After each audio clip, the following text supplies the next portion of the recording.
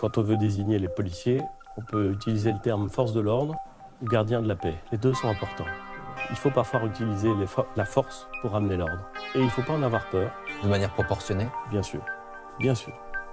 Mais les policiers, c'est aussi les gardiens de la paix. Et ce qui fait qu'ils ont une mission qui est redoutablement difficile. Et qu'il faut avoir un soutien, une confiance et une solidarité vis-à-vis d'eux exceptionnelle. Mais parce que justement leur mission est incroyablement difficile, parce qu'elle est incroyablement importante, il faut avoir beaucoup d'exigences. Ça veut dire quoi?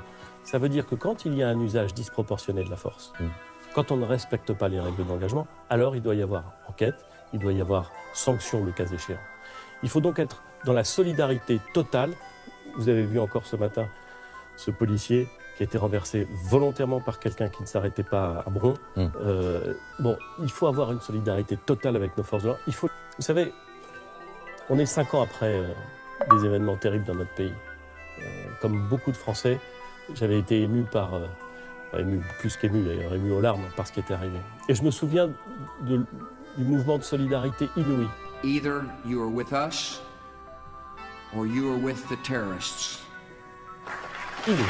De remerciements inouïs vis-à-vis des forces de l'ordre. Et cette question-là, justement, monsieur C'est pour le ça Premier qu'on a ministre, besoin de forces de l'ordre. aujourd'hui, tout le monde est conscient que les forces de l'ordre vivent des moments difficiles. Dans une très grande majorité, mais enfin, reconnaissez aussi qu'il y a un certain nombre de gens qui vont parfois dans les manifestations avec un état d'esprit qui est un peu différent. Ça peut Nous en arriver. sommes bien conscients, mais quand on arrive à un tel climat, à un moment donné, le Premier ministre et le Président de la République, vous en parlez avec le Président de la République en vous disant ce climat, il va falloir tenter de l'apaiser après tous ces événements? Écoutez, la logique de compromis et de dialogue social que j'indique, c'est un élément de cette confiance et de cet apaisement. Si l'apaisement et la détente, c'est se condamner à l'inaction, alors il n'en est pas question. Parce que notre pays, il n'a pas besoin d'arrêter de fonctionner. Il a besoin d'avancer. Il a besoin d'être transformé sur les aspects qui ne fonctionnent pas très bien ou qui pourraient fonctionner mieux. Et je ne crois pas du tout que l'immobilisme, que l'espèce de sédimentation complète, ne bougeons pas parce que ça pourrait gêner et que ça pourrait heurter, soit la solution de ce pays. Je ne le crois pas du tout. Regardez juste cette image.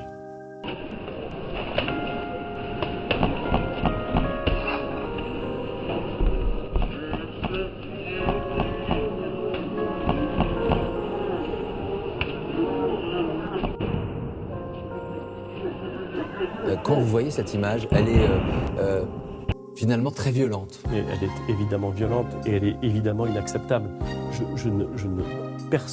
Aucun responsable politique ne peut dire que l'image que vous montrez est une image acceptable.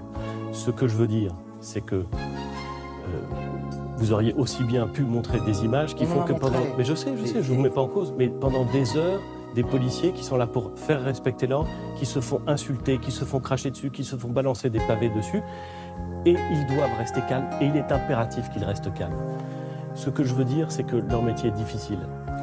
Je traverse la rue, je vous en trouve, ils veulent simplement des gens qui sont prêts à travailler, avec les contraintes du métier.